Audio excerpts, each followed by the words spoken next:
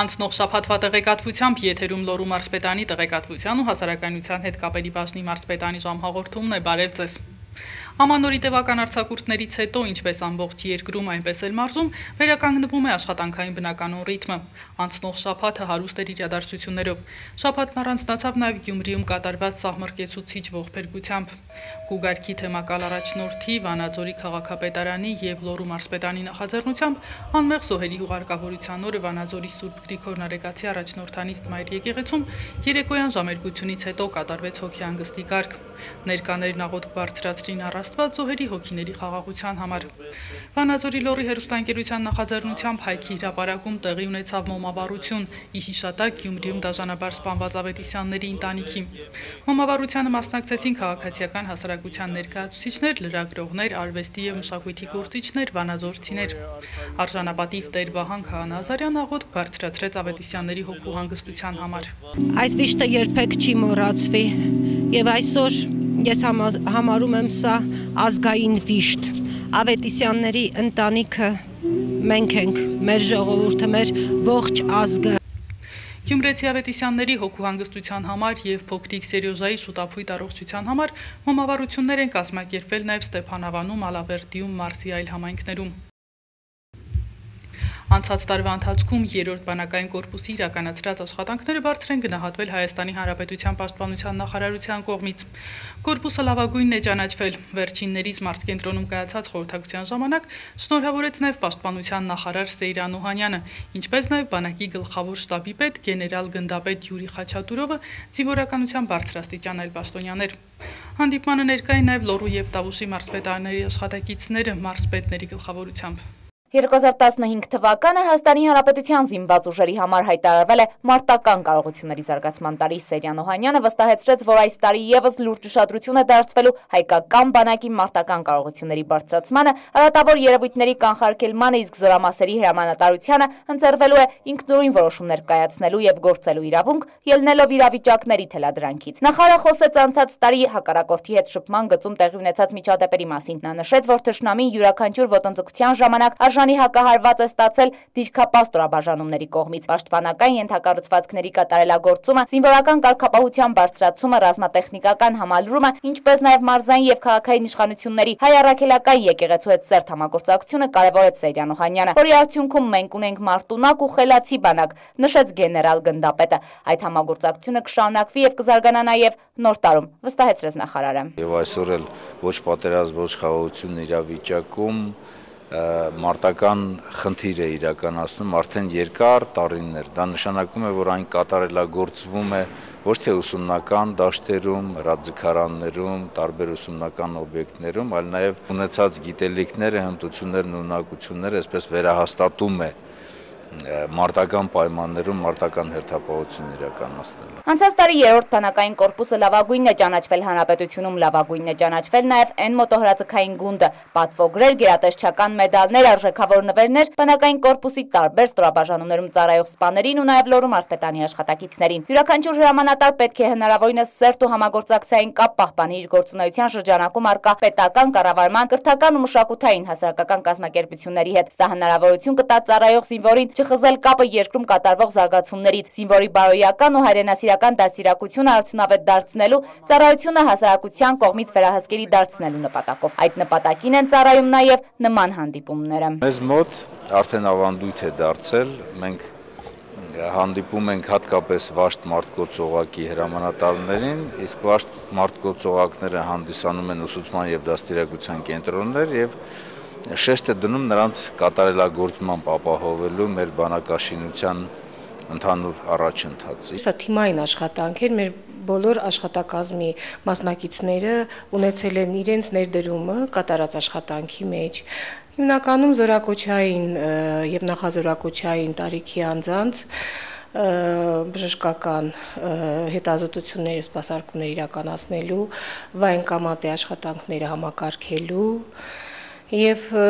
ես ուզում եմ շնորհակալություն հայտնեմ բոլոր նրանց, ովքեր որ համագործակցված, համալրված մեզ հետ աշխատել են եւ իրականացրել են պատշաճ մակարդակով աշխատանքները, որը որ գնահատվել է նախարարության կողմից։ Ամենակարևորը ուրեմն ռազմահայնասիրական դաստիարակության գործում ձեռք բերված հաջողությունների համար։ Մենք վերջի տարիներին շատ մեծ ուշադրություն ենք դարձնում մատաղ սերնդի դաստիարակության, այդ թվում նաև ռազմահայնասիրական դաստիարակության զարգացման գործի վրա եւ կասեի, որ շատ մեծ է ներդրումը առաջին հերթին մեր մարզպետի Պաշտպանության նախարարության կողմից գնահատվեց պետական կառավարման մարմինների աշխատանքը Հայաստանի Հանրապետության բանակի զարգացման գործընթացում։ Հանդիպման ընթացքում ներկայացվեցին նաև անցած տարվա ընթացքում 3-րդ բանակային կորպուսում իրականացրած աշխատանքները, խոսվեց ձեռքբերումներից, որից հետո տրվեցին նաև հանձնարարականներ։ Վեր է հանվում այն խնդիրները, որ դեռևս լուծման կարիք ունի եւ շարունակական process է պահանջում եւ միևնույն ժամանակ նախանշվում է առաջնահերթությունները 2015 թվականի կատարվելիք խնդիրները։ Միջոցառման ավարտին նախարարը նվերներ հանձնեց Լոռու մարզպետ Արթուր Նալբանդյանին, Տավուշի մարզպետ Հովիկ Աբովյանին եւ 3-րդ բանակային կորպուսի հրամանատար Օնիկ Գասպարյանին։ Հանդիպման ավարտի գլխավոր մաղթանքն էլ նորանոր ձեռքբերումներն ու հաջողություններն են, բայց խաղաղ պայմաններում։ Հնայդ Կարպետյան, Համլետ Պապանյան, մարզպետանի ժամ։ Ֆիզիկապես մաշված բարձրավոլտ էլեկտրահաղորդման գծերի համակարգին փոխարինելու կգա նոր բարձրավոլտ էլեկտրահաղորդման գծերի համակարգը։ Էլեկտրահաղորդման ցանցի բարելավում ծրագիրը հանրային քննարկման էր դրված Լոռու մարզպետանի նիստերի դահլիճում։ Ներկային համայնքների ղեկավարներ, բնապահպաններ, հասարակական կազմակերպությունների ներկայացուցիչներ, Լոռու մարզպետանի վարչությունների ներկայացուցիչներ, ներկա էր նաև փոխմարզպետ Արսեն Դարփինյանը։ Բարձրավոլտ էլեկտրահաղորդման գծերի համակարգի արմատական վերափոխման անհրաժեշտությունը մեծ է եւ դրա անհրաժեշտությունից ելնելով բարձրավոլտ էլեկտրական ցանցեր փակ բաժնետիրական ընկերությունը համաշխարհային բանկի ֆինանսավորմամբ ձեռնարկել է էլեկտրահաղորդման ցանցի բարելավում ծրագիրը, որով նախատեսվում է ցանցի օբյեկտների թվում վերակառուցել նաեւ 220 կՎտ լորի եւ 110 կՎտ Թումանյան 1-2 օդային էլեկտրահաղորդման գծերը։ Համակարգի վերակառուցման հաշվետվությունները նախապես ուղարկվել էր պատկան մարմիններին եւ շահագրգիռ կողմերին։ Համակարգի Փոխման մասնագիտական հետազոտությունը հանձնարարվել է գերմանական Ֆիխտներ ընկերությանը, որն էլ կազմել է հիմնավորված 2 հաշվետվություն։ Ծրագրի ազդեցության տարածքում հնարավոր բնապահպանական եւ սոցիալ-տնտեսական որոշակի ռիսկերի նվազեցման նպատակով խնդրի հրապարակայնության շահագրգիռ կողմերի կարծիքներն ու առաջարկությունները հաշվի առնելու համար հաշվետվությունները ներկայացվեց նաեւ հանդիպմանը, որին ներկային ազդագիր համայնքների ղեկավարները։ Հարցադրումների հետ կապված փաստաթղթերում կարող է լինեն որոշակի փոփոխություններ, լրացումներ։ Ֆիխտներ ընկերության ներկայացուցիչ Ստեֆան Շուլերը նշեց, որ նոր հոսանքագծերը տեղադրվելու են նախկին հնարանների վրա եւ տեխնիկապես որևէ վտանգ չեն պարունակելու։ Էլեկտրահաղորդման գծի մոտակայքում ապրող մարդիկ չեն ենթարկվի մագնիսական եւ էլեկտրական դաշտի ազդեցությանը։ Բոլոր նորմերի ու սահմանափակումների մասին եւս խոսվեց հանդիպմանը։ Շատ տեղերում եւ մետաղալարերը եւ հենասյուներն արդեն մաշվել են, հինացել են, հոգնել է մետաղը։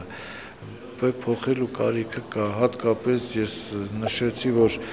սա այնքանով էր նաև մեզ անհրաժեշտ նոր ծրագիրը, որ երկրաշարժից հետո մարդիկ տարերայնորեն տարբեր տեղեր տներ են կառուցել ապօրինի թեօրինական, որոնք ընկել են այդ բարձրավոլտ գծերի անվտանգության գոտիներում։ Քննարկման ավարտին եղավ հարց ու պատասխան։ Հնայդ Կարպետյան, Համլետ Պապանյան, մարզպետանի ժամ։ Հետամանորյա քրոնիկոն ձևավորված ավանդույթի համաձայն մարզի ղեկավարը տարին սկսում է մարզի բժշկական կենտրոններ այցելությամբ։ Ամանորյա եւ Սուրբ Ծննդյան շնորհավորանքներով ու նվերներով մարզի ղեկավարը եղավ Վանաձորի ծննդատանը, ապա նաեւ Ալավերդու ծննդատանը։ Ամանորին մարզ կենտրոնի ծննդատանը 24 լորեցի է լույս աշխարհ եկել։ Ձևավորված բարի ավանդույթն արդեն տարիների պատմություն ունի։ Նոր տարին սկսել առաջին օրերին լույս աշխարհ եկած փոքրիկներին այցելելով, մարզպետը չի խախտում ավանդույթը։ Սուրբ Ծննդյան տոնին Արթուր Նալբանդյանն այցելեց Վանաձորի ծննդատուն։ Մարզի ղեկավարը իր եւ Հայաստանի Հանրապետական կուսակցության կողմից նվերներ հանձնեց բոլոր նորածիներին ու նաեւ նրանց, ովքեր շուտով կմայրանան։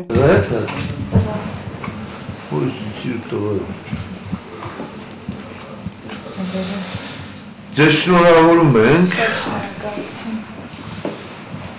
Թող առողջ բարիք լինի։ Տարին լավ ենք սկսել, ասում է մարզպետը տեսնելով այս տարվա երկվորյակներին։ Օրական 4-ից 5 երեխա է ծնվել Վանաձորի ծննդատանը։ Գլխավոր բժիշկ Կարամ Ավալյանն է նշում եւ ավանդույթի համաձայն էլ առաջին շնորհավորողներից է մարզի ղեկավարը։ Տեսեք ինչքան հաճելի է, որ մարզի ղեկավարը յուրաքանչյուր տարի Սուրբ Ծննդյան օրը այցելում է մարզի ծննդոթության կենտրոններ։ Սա բավական հաճելի եւ նորմալ երևույթ եմ համարում, ոգևորում են եւ աշխատողները եւ մամաները։ Ողջունելի է իհարկե։ Շնորհակալություն։ Մաղթում եմ առողջություն, իսկ նորածիններին միմիայն երջանկություն։ Մարզպետը Հայաստանի Հանրապետական կուսակցության ղեկավարի, Հայաստանի Հանրապետության նախագահի կողմից շնորհակալագիր հանձնեց բժիշկ Ռաֆիկ Աբոյանին կուսակցական, հասարակական, քաղաքական ակտիվ գործունեության համար, որից հետո հյուրերն ու բուժաշխատողները բաժակ բարձրացրեցին եւ շնորհավորեցին 2015-ի առաջին փոքրիկների կյանքի առաջին նոր տարին ու Սուրբ Ծնունդը։ Ու հնչեց նաեւ գլխավորը 2015-ին թող շատ փոքրիկներ ծնվեն։ Անահիտ Կարապետյան, Համլետ Պապանյան, Մարզպետարանի ժամ։ Ալավերդու բժշկական կենտրոնի մանկաբարձագինեկոլոգիական բաժանմունքում պատրաստվում են հյուրընկալել մարզի ղեկավարին։ Հիմնանորոգված բաժանմունքի պայմաններն անհամեմատելի են նախկին պայմանների հետ ու անձնակազմը մարզպետին դիմավորում է առավել մեծ ոգևորությամբ։ Մինչ տոնական օրերին բոլորը հանգստանում են, այստեղ աշխատել են լարված, թեև ամանորի գիշերն ու տարվա առաջին օրը ծնունդներ չեն ունեցել։ Բաժանմունքում տարվա առաջին ծնունդը գրանցվել է հունվարի 2-ին միայն։ Ծնվեց տղա, երկրորդը նորից տղա ունենք, այս պահին 5 ծնունդ ծնված, 3-ը պատրաստվում են մայրանալու, ծնվել են 3 աղջիկ, 2 տղա, որը նորից լավ ցուցանիշ է, քանի որ աղջիկների խնդիր կա ամբողջ Հայաստանում։ Բաժանմունքի աշխատակիցները մարզի ղեկավարին ուրախալի լուր են հայտնում։ Տարեց տարի ավելանում է 3-րդ, 4-րդ երեխաների ծնունդն ընտանիքներում։ Մարզպետը նշեց, որ նման միտում նկատվում է մարզի մյուս տարածաշրջաններում եւս։ Ուրախությամբ պետք է նշեմ, որ նախորդ տարվա համեմատությամբ, այսինքն 13-14 թվականների համեմատությամբ 14-ին մենք աճ ենք գրանցել եւ սա ոգեվորում է, շատ կարեւոր է, որ արդեն մայրերը նույնիսկ 3-րդ, 4-րդ երեխաների մասին են մտածում եւ ինձ թվում է այս աճի տենդենսը նաեւ կպահպանվի 2015 թվականին։ Ալավերդու բժշկական կենտրոնի մանկաբարձագինեկոլոգիական բաժանմունքի 2015 թվականի առաջնեկը նաեւ իր մայրիկի առաջնեկն է։ Ուրախ եմ, շատ երջանիկ եմ, խոսքեր չեմ գտնում արտահայտվելու։ Շատ երջանիկ եմ։ Այդքան է։ Իսկ ում անունն եք դրել, ինչքան է։ Աստվածուհու անուն Նանե։ 2015-ի առաջնեկը տղա է եւ մանկաբարձագինեկոլոգիական բաժանմունքում նշում են, որ այս տարի էլ լինելու է խաղաղ ու հաջող, ինչպես որ լինում է աղջկա ծննդի դեպքում։ Կարևորը տարեց տարի ավելանում է ծնունդների թիվը։ Որ տարին ինչ ծնվում է, ասում ենք լավ տարի ավնելու։ Մենք ցանկանում ենք բոլորին, որ նույն տեմպով ընտանիքներում ավելանան բալիկներ, մենք է պատրաստենք բոլորս իրանց ծառայենք։ Մերի Գոլոլյան, Արման Տիտանյան, Մարզպետարանի ժամ։ Մարզպետ Արթուր Նալբանդյանի Հայաստանի Հանրապետական կուսակցության եւ Ալեքս խմբի ընկերությունների հովանավորությամբ, ինչպես միշտ ամանորյան ակնկալներ մատուցվեցին նաեւ մանուկներին ու տարեցներին։ Ավելի քան 2000 երեխա մանորյա ներկայացումներ անվճար դիտելու հնարավորություն ստացավ, հարյուրավոր փոքրիկներ էլ նվերներ ստացան։ Բավականին լավ տպավորություններ ունենք, կարևոր որ երեխաներին դուր եկավ։ Շատ լավ տպավորություններ ունենք, շատ ուրախացանք։ Ընդգրկել ենք իբրև հանդիսատես անապահով ընտանիքի երեխաներին, ազատամարտիկների ընտանիքների երեխաներին, մի խոսքով սոցիալապես անապահով երեխաներին, ում համար դժվար է ամանորյա տոնական օրերի այդ տոմսերի ձեռքբերումը։ Ամանորը բոլորի համար է եւ բոլորն էլ պետք է ուրախ ու նախատոնական տրամադրությամբ դիմավորեն նոր տարին եւ հենց մարզի ղեկավարի նախաձեռնությամբ տարվա վերջին օրը սոցիալապես անապահով եւ հատուկ կարիքներով 50 երեխայի ուրախ ժամանցը կազմակերպվեց մանկական սրճարանում։ Ամանորը նաեւ ընտանեկան տոն է եւ այն մեկ հարկի տակ են նշում ընտանեկան ջերմության սպասումով հարազատներից հեռու ապրող տարեցները։ Նրանց մեծ ընտանիքի սպասված հյուրերը կրկին Վանաձորի տարեցների տանն են։ Կազմակերպվեց հյուրասիրություն վերջիններիս համար։ Ու շատ հաճելի էր, երբ որ մեզ են համարել մի ընտանիք, մեծ ընտանիք ու այցելել են մեզ։ Նախատոնական ամենանշանակալի բարեգործական ակցիան կարիքավորներին տնտեսվարող սուբյեկտների կողմից սպասարկման տարածքների ամանորյալ լավագույն ձևավորում, նախատոնական, առևտրի եւ սպասարկման առավելագույն զեղչերի առաջարկ։ Հենց այս անվանակարգերում հայտարարվել էր մրցույթ։ Ստեփանավանում եւ Տաշիրում նախաձեռնությունը հաճելի անակնկալի էր բերել բոլորին։ Ամանորյա հանդեսի կապակցությամբ Ստեփանավանի համար 1 մանկապարտեզին որպես ամանորյա նվեր երեխաներին նվիրել ենք մեր կազմակերպության անունից գրքեր, հեքիաթների գրքեր, 5 անուն գրքեր, տարբեր հեղինակների։ Բոլորը շատ տպավորված դուրս են գալիս եւ բոլորի դեմքին միայն ժպիտ կա։ Մրցույթի արդյունքներն ամփոփվեցին եւ անվանակարգերում հաղթող ճանաչված տնտեսվարողները, անհատներն ու ընկերությունները պարգևատրվեցին լոռու մարզպետի շնորհավորագրերով եւ խորհրդանշական նվերներով։ տրվող շնորհակալագիրը եւ նվերը խթան է հանդիսանելու, որպիսի հաջորդ տարիների ընթացքում տնտեսվարողների միջև նման ուրեմն ուղղություններով նույնպես լինի մրցակցություն եւ մենք ունենանք հնարավորինս բարձր որակ։ Ամանորի եւ Սուրբ Ծննդյան տոների կապակցությամբ Լոռու մարզպետ Արթուր Նալբանդյանի, Հայաստանի Հանրապետական կուսակցության եւ Վալեքս ընկերությունների խմբի հովանավորությամբ այլ միջոցառումներ էլ անցկացվեցին։ Անետ Կարապետյան, Արմեն Շաբազյան, մարզպետարանի ժամ։ Տարեմուտին ամփոփելով անցնող տարին Լոռու մարզի իշխանությունը խրախուսում է անցնող տարվա լավագույններին։ Ամանորյա զեղչեր, տարվա գեղեցիկ դիզայն եւ բարեգործություն։ Սրանք այն ավանակարգերն են, որտեղ աչքի ընկած ընկերություններն ու անհատներն արժանացան հատուկ ուշադրության։ Քանի որ գտնվում են Սպիտակ քաղաքում, ասեմ, որ տարբեր բազմաբնույթ միջոցառումներում Սպիտակ քաղաքը իր ակտիվ մասնակցությունը եւ ներկայությունն է ունեցել բոլոր բնակավարներում։ Հայտարարված զեղչերի համար մարզպետի եւ Սպիտակի քաղաքապետարանի կողմից շնորհակալագրերի ու պարգևների արժանացան Ալվարդ Պողոսյան, Անհատ Ձեռներեցության եւ Դանիելյան ընկերության ներկայացուցիչները։ Վերջինս ի դեպ պարգևատրվեց ոչ միայն կատարած զեղչերի, այլև գեղեցիկ ձևավորման համար։ Ամեն տարի անց է կազմում նմանատիպ միջոցառումներ, մեր մարզիկների կողքին միշտ կանգնած են մեր տնօրենները, իդեմս Տիգրան Դանելյանի եւ Նորիկ Դանելյանի։ Մենք տանում ենք նաև այլ միջոցառումներ, հաշմանդամություն ունեցող երեխաների համար։ Ճիշտն ասած անսպասելի էր, որ մարզպետարանի կամ քաղաքապետարանի կողմից ուշադրության կենտրոնում կլիներ, որ զեղչեր եմ կատարի, ես չգիտեի, որ զեղչերի կատարման արդիվ էր էս կանչը ու ավելի բարձր զեղչեր կանեմ, սրանից հետո որ ուշադրության կենտրոնում ունենք։ Իր բարեգործության համար շնորհակալագրի արժանացավ Կամրջակ սոցիալ-բարեգործական հասարակական կազմակերպությունը։ Սպիտակի քաղաքապետարանի աշխատակից կազմակերպության ներկայացուցիչ Վեներա Խաչատրյանը հիշեցրեց, համագործակցությունն սկսվել է 4 տարի առաջ։ Այս տարիների ընթացքում իրականացվել են սոցիալական ուղղվածությամբ տարբեր տիպի ծրագրեր։ Օգնել են կարիքավոր ընտանիքներին հագուստով, սննդով, գումարով, բժշկական միջամտությամբ ու նույնիսկ բնակարանի հարց են լուծել, ինչի համար պարգևատրվում են։ Բավականին էլի բուրըն աշխատանքներ ենք ունենալու, տեմպը չենք թուլացնելու, սկսել ենք այդպես էլ շարունակել ենք։ Սա իհարկե շատ հաճելի է ու շատ պարտավորեցնող, ամենակարևորը ըստ իս այն է, որ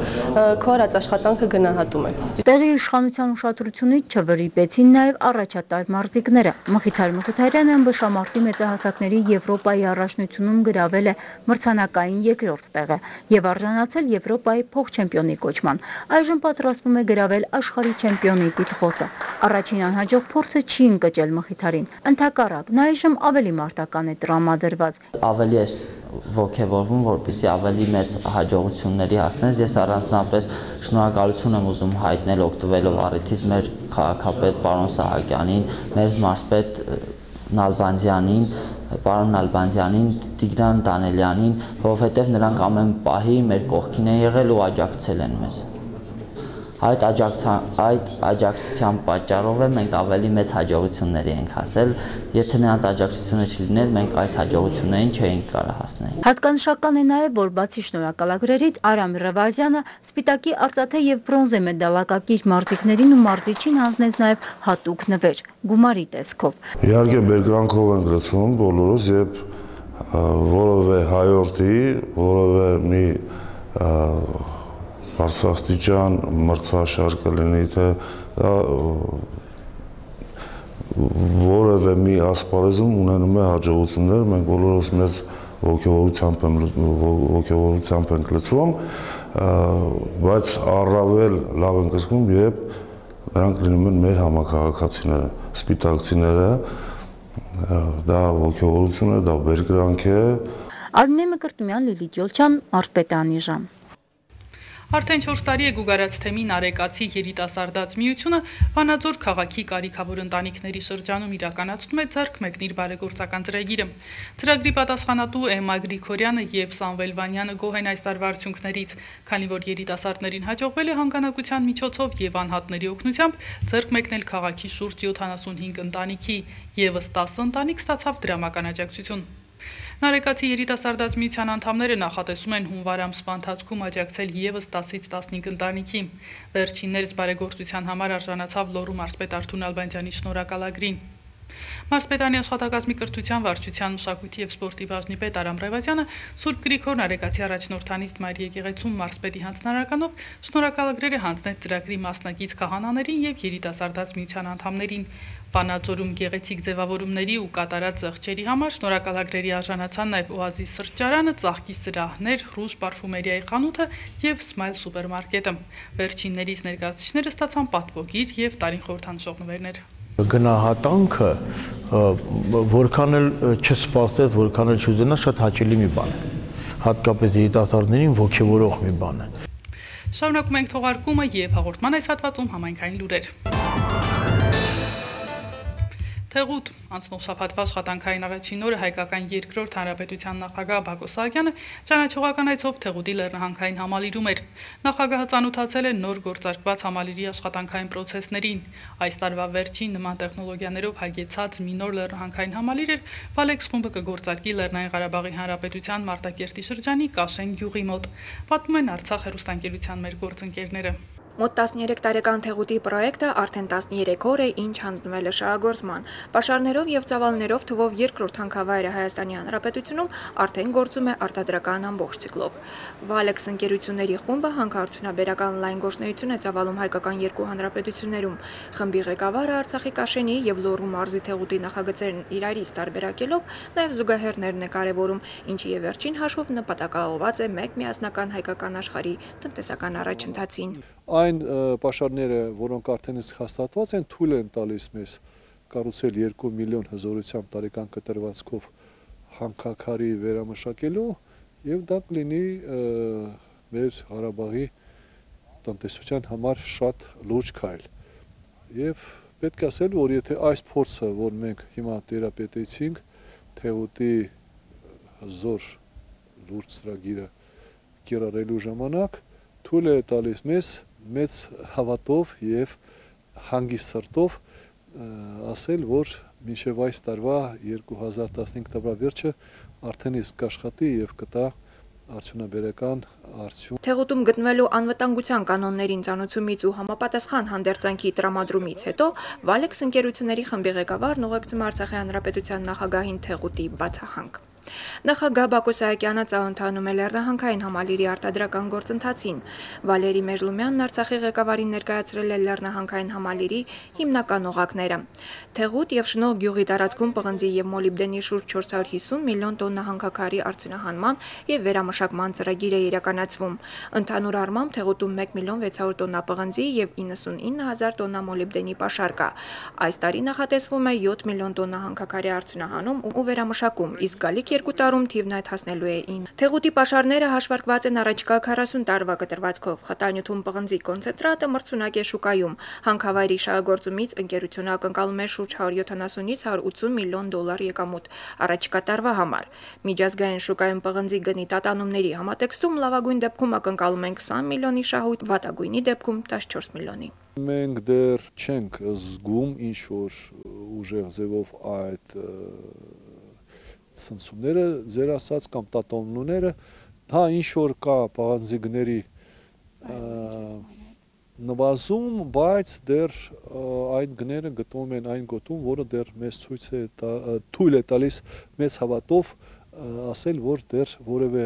լուրջ սպառնելիք մեր ծրագրերին ոչ Թեղուտում, ոչ Կաշենում դեռ չունի։ Համալիրում արտադրական ողջ գործընթացը ամենաժամանակակից տեխնոլոգիաներով է կազմակերպված եւ համարվում է աշխարհի առաջատար արտադրություններից մեկը, նաեւ IT տեխնոլոգիաների կիրառման տեսանկյունից։ Բնապահպանական բոլոր հարցերն անցել են միջազգային չափանիշներով փորձաքննության եւ դրանք գումարած որդեգրած սկզբունքին համաձայն ընկերությունը մեկ կտրված ծառի դիմաց երկուսն է տնկում։ Պես եւ Bezmetals ընկերությունն Արցախում, այնպես էլ Վալեքսը Լոռվա մարզում ամենախոշոր գործատու Մինչև 300,000 միջին աշխատավարձով 1200 աշխատատեղ, գործնական ընդհանուր նկարագիրն է։ Ընկերության նախագահը չափազանց կարևորում է պրոֆեսիոնալ թիմի առկայությունը արտադրության առաջ մղման գործում։ Եթե չունենենք այսօրվա այն կորիզը մի քանի տասնյակ հոգու մասնագետներ աշխարհի հավաքականն է կարելի ասել, ապա դժվար է Հայաստանում այդպիսի մասնագետներ գտնելու, որովհետև չկան ուղղակիորեն։ Ամբողջ երբ որ արդեն հանքաքարը մտնում է խնդիր, որ առաջանում է էկրանի, հնարավորություն ունենք։ Բակո Սահակյանը շատ բարձր գնահատեց ընկերության կողմից կատարված աշխատանքների արդյունքը։ Կաշենի արհեստացուցիչ ֆաբրիկան եւ հանքը, որոնք մի քանի անգամ ավելի փոքր են, մենք ավելի մեծ հեշտությամբ կկարողանանք կառուցել, քան թե Թեղուտինը։ Վալեքս ընկերությունը իր ոճին հարազատ նաև զբոսաշրջային մեծ ծրագիր է նախանշելու արդեն ակնհայտորեն կյանքի կոչել։ Թեղուտի տարածքում կառուցվում է հանգստյան նոր համալիր ամենաժամանակակից ենթակառուցվածքներով, բայց դա էլ ամբողջը չէ ընդհանուր նախագծի։ Ընկերությունն առաջկա կես տարում նաև հստակեցնելու է զմրուխտի արդյունահանման պաշարները, որը խոստանում է մանուֆակտուրային հետաքրքիր ու գեղագիտական ծրագիր նաև թեղուտցի կանանց համար։ Մերի Դավթյան, Մհեր Մկրտչյան։ Ետևում է ամանորը եւ մեր թղթակիցներն արդեն շրջում են մարզի համայնքներում ծանոթանում նոր 2015 թվականի անելիքներին ու խնդիրներին։ Շիրակամուտ գյուղապետարանում արդեն ամփոփել են 2014 թվականի ցուցանիշները, կազմել եւ հաստատել 2015-ի համայնքի բյուջեն։ Այս տարի գյուղում իրականացվել են շինարարական աշխատանքներ, սակայն կան նաեւ ծրագրեր, որոնք հնարավոր չի եղել իրականացնել 2014-ի ընթացքում։ 2014 թվականին Շիրակամուտի գյուղապետարանում պլանավորել էին իրականացնել խմելու ջրի խողովակաշարի նորացման ծրագիր, որոնք հին են, 43 կիլոմետր սնուցող եւ ներքին ցանցունի գյուղը, որը հիմնանորոգման կարիք ունի։ Տարվա ընթացքում կատարվել են մասնակի նորոգման աշխատանքներ, սակայն մեծածավալ աշխատանքների համար միջոցներ են պետք, որոնք բացակայում են։ Ջրագծերը պատկանում են համայնքին։ Հիմա խնդրել ենք, որ ֆրանսիացիներին հանձնենք գիծ ընդհանուր ու իրանք պատասխանել են, որ հունվարից, եթե գերմանական ծրագիր եղավ, կընդունենք։ Համայնքի բյուջեով ամեն տարի հնարավոր է լինում գյուղամիջյան ճանապարհների վերանորոգում կատարել, ֆինանսավորել գյուղի մանկապարտեզի եւ երաժշտական դպրոցի գործունեությունը։ Անցնող տարի համայնքի բյուջեն 45 միլիոն դրամ էր, որից 31-ը պետական դոտացիան էր։ Այս տարի միայն պետական դոտացիան կազմելու է 41 միլիոն դրամ։ Հավելումը պայմանավորված է էներգագիրների թանկացումով եւ աշխատավարձերի բարձրացումով։ 2015 թվականի համար նախատեսվում է ավելացնել նաև սեփական եկամուտների հավաքագրման պլանը, քանի որ ավելացել են արտասահմանյան ավտոմեքենաները, հետևաբար կավելանան նաև գույքահարկի մուտքերը։ Մինչև 1988-ի ավերիչ երկրաշարժը գյուղում գործող ֆաբրիկայում 120 մարդ է աշխատել։ Ըստ համայնքի ղեկավարի Շիրակամուտն ավելի շատ արդյունաբերական ուղղվածությամբ է զարգացել։ Հիմա էլ փորձում են զարգացնել արդյունաբերությունը։ 25-30 բանվորներ են աշխատում, այնտեղ էլ կապված է պատվերների հետ։ Մրցույթով շարել են, ռազմական են կատարում, պատվերներ են կատարում։ Մերի Կոլոլյան, Գևորգ Քոչինյան, Մարզպետարանի ժամ։ Սպիտակ քաղաքի անապահով ընտանիքների 20 երեխա կամրջակ բարեգործական հասարակական կազմակերպության աջակցությամբ եւ անմիջական միջնորդությամբ իր ամանորյա հանգիստը կանցկացնի արտերկրում։ Արդեն 5 տարի Սպիտակի քաղաքապետարանը համագործակցում է Մարիա Գորեսի գլխավորած կամրջակ կազմակերպության հետ։ Համագործակցության հիմնական նպատակն է օգնել անապահով ընտանիքների երեխաներին հագուստով, սննդով ու գրենական պիտույքներով։ Սակայն նման հեռավոր ճամփորդություն առաջին անգամ է կազմակերպվում։ Սպիտակ քաղաքի 20 երեխա, ովքեր հնարավորություն չեն ունեցել մինչ այս դուրս գալ Հայաստանի սահմաններից, այժմ առանց ծնողների կամրջակ բարեգործական կազմակերպության աջակցությամբ ու կազմակերպիչների ուղեկցությամբ պետք է մեկնեն Հոլանդիա։ Ծնողներն անհանգիստ են, բայց ուրախ իրենց երեխաների համար ու վստահ երեխաներն ապահով ձեռքերում են։ Ուզված եմ, բայց ես գիտեմ, որ մեր երեխաները հուսալի ձեռքերում են։ Հոլանդիա են մեկնելու։ Ես շատ ուրախ եմ, որ գնալու եմ Հոլանդիա եւ ինքս անչափ ուրախ եմ։ Նման հեռավոր ճանապարհորդություն առաջին անգամ է կազմակերպվում։ Հոլանդիա մեկնելու անակնկալն ընտանիքների համար ամանորյա հրաշք էր։ 20 երեխա 20 օր իր ամանորյա հանգիստը կանցկացնի հոլանդական ընտանիքներում։ Ծրագիրը հագեցած է, բավականին հաջող է եւ անպայման հանրությանը մենք հաշվետվություն կտանք երեխաների վերադառնալուց հետո, թե ինչ տպավորություններ, ինչ օգուտներ եւ այլն ստացվի։ Արմինե Մկրտումյան, Լիլիթ Ջոլչյան, Մարզպետարանի ժամ։ Տաշիր գործող կարի ֆաբրիկան քաղաքի ամենախոշոր արտադրական ձեռնարկությունն է, որը գործում է արդեն 6 տարի։ Արտադրությունը ֆաբրիկայում սկսել է 60 աշխատակիցներով, ապա ընդլայնվել է եւ հիմա 200-ից ավելի մարդ է աշխատում, ինչպես Տաշիր քաղաքից, այնպես էլ Ստեփանավանից ու հարակից գյուղերից։ 2014 թվականը Տաշիր կարի ֆաբրիկայի համար եղել է արդյունավետ տարի։ Ֆաբրիկան կառուցվել է Կարապետյան ընտանիքի միջոցների հաշվին եւ այն շահույթ չհետապնդող ձեռնարկություն է։ Արտադրանքից ստացված միջոցները ներդրվում են ձեռնարկության հետագա զարգացման կամ աշխատավարձերի բարձրացման նպատակով։ Հենց այդ քաղաքականության արդյունքում 2015 թվականին արդեն ֆաբրիկան ընդլայնելու է արտադրական ծավալները, ավելանալու է աշխատողների թիվը։ Կոնկրետ հանձնարարություն կա ինձ Կարապետյանների կողմից, որ պետք է ընդարձակվի եւս 260-70 հոգով եւ Երևի թե 15 թվականի վերջում մենք արդեն խոսենք 300-ի մասին Դա բավականին մեծ թիվ է, ասեմ ձեզ, որտեղ այդ 300 հոգին արդեն ոչ միայն Տաշիրի աշխատատեղերի խնդիրը կարող է փակել, այլ նաև Ստեփանավանի, գյուղերի եւ քաղաքի։ 2014 թվականին կարի ֆաբրիկայում աշխատել են իտալական, ֆրանսիական ընկերությունների հետ, սակայն ակտիվ համագործակցություն եղել եւ շարունակվում է հատկապես գերմանացիների հետ։ Ֆաբրիկայում գործում են արտադրական 3 օղակներ, բրիգադներից յուրաքանչյուրն ունի իր առաջադրանքը։ Յուրաքանչյուր օր Տաշիր կարի ֆաբրիկայում շուրջ 450 միավոր արտադրանք է թողարկվում։ Մենք կարողանում ենք պլանավորել մեր աշխատանքը, որտեղ յուրաքանչյուր նույնիսկ գերմանացին, գիտեք, նրանք շատ ճշգրիտ են, մենք պետք է անպայման գիտենանք։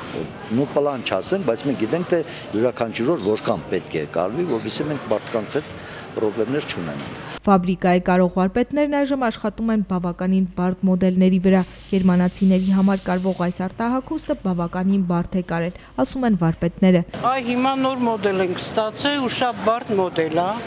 Միջև որ հունի մեջ ընկնենք, բոլորիս մոդել լմա, որ ասենք չենք հասցնում։ Բայց դե փառքասում մեր բրիգադիրը, մեր ցեխի վարիչը օգնում են այդ հարցը։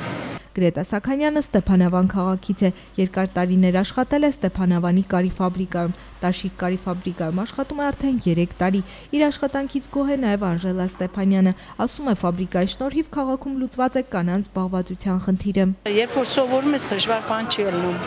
Սկզբից դժվարանում ենք, հետո արդեն որ սովորում ենք, դժվարություն չկա։ Կարի ֆաբրիկան ակտիվ համագործակցում է Հայաստանի Հանրապետության սոցիալական ապահովության նախարարության հետ։ Իրականացվող ծրագրերի արդյունքում նոր աշխատանքի ընդունվողներն անցնում են հատուկ դասընթացներ։ Կարի ֆաբրիկայում պարբերաբար նաև աշխատավարձերի վերանայում է իրականացվում, ասում է ֆաբրիկայի գործադիր տնօրենը։ Աշխատավարձը բավականին այսօր արդեն բարձր է եւ ասեմ ձեզ, մեր առաջի բրիգադը դեկտեմբեր ամիսը փակել է մոտ 110,000-ով, երկրորդը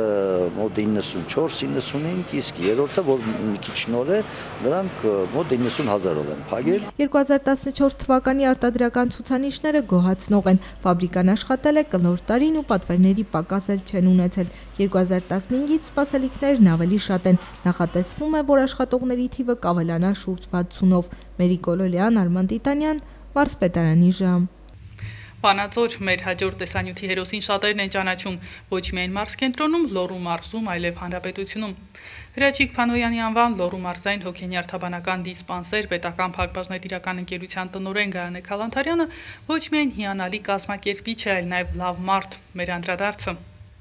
2014 թվականին մարզային հոգենյարդաբանական դիսպանսերում մոտ 10,000 այցելու է գրանցվել, ովքեր օգտվել են թե ստացիոնար, թե ամբուլատոր ծառայություններից։ Մոտ 15% աճել է վճարովի ծառայություններից օգտվողների թիվը, փոխվել է նաև դիսպանսերի ֆինանսավորման կարգը։ Մեզ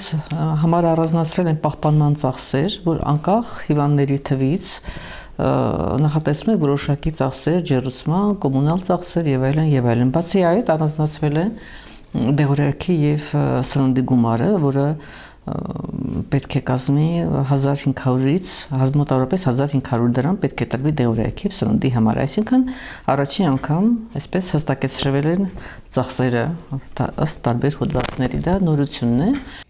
Մարզային դիսպանսերը ձեռք է բերել նաև էլեկտրաէնցեֆալոգրաֆ, որը միակն է ողջ մարզում եւ որի բացակայությունը լուրջ խնդիրներ էր առաջացնում հիվանդների բուժզնման եւ ախտորոշման ժամանակ։ Առողջապահության նախարարության եւ Գլոբալ ֆոնդի ֆինանսական աջակցությամբ այստեղ արդեն 3 տարի իրականացվում է մետադոնային փոխարինող մի ծրագիր, որն ուղղված է թմրամոլության խնդիրներ ունեցող անհատներին։ Շուրջ 25 քաղաքացի ամեն օր հաճախում է դիսպանսեր։ Փոխարինող ծրագիրը աշխատում է ամենօրյա ռեժիմով, ոչ մի օր ընդմիջում չի տրվում, այսինքն ծրագրում ընդգրկված բժիշկները եւ բուժակները ամեն օր գալիս են եւ տրամադրում են մետադոն դեղամիջոցը, որը համարվում է եւս թմրամիջոց, տրամադրվում է այցելուին կամ հիվանդին։ Հատկապես հունիս-հուլիս ամիսներին, երբ գարնանային սրացումներին հաջորդում է հոգեբանական խնդիրներ ունեցող մարդկանց թվի աճ, մասնագետ հոգեբանների եւ հոգեբույժների խիստ կարիք է զգացվում։ Ըստ Գայանե Քալանթարյանի ավելացել են ծերունական շիզոֆրենիայի թուլամտության դեպքերը։ Ավելացող արտագաղթի եւ սոցիալական խնդիրների պատճառով ավելացել են նաեւ երիտասարդների եւ պատանիների խնդիրները։ Շատ մեծ է դերը դպրոցի, բայց չեն կարող ամբողջ բարդությունը գցել դպրոցի վրա։ Ցավալի վերջին դեպքը դանակահարության, այստեղ ասում եմ միայն դպրոցի մեղք չէ, ընտանիք, դպրոց, հասարակություն եւ մի շարք այլ բաղադրիչներ։ Գայանե Քալանթերյանի կարծիքով, եթե պետություն, ընտանիք եւ հոգեբանական ծառայություններ համակարգում բոլորը միասնական լինեն, ապա կնվազի հոգեբանական բարդություններ եւ հիվանդություններ ունեցողների թիվը։ Ստելա Մարտիրոսյան, Լիլիթ Յոլչյան, Մարզպետարանի ժամ։ Այսքանն ենք նախատեսել մեր հաղորդաշարի այս թողարկման համար, կհանդիպենք հաջորդ շաբաթ։ Հետևեք նաև հաղորդման կրկնություններին, ցտեսություն եւ ամենայն բարիք ձեզ։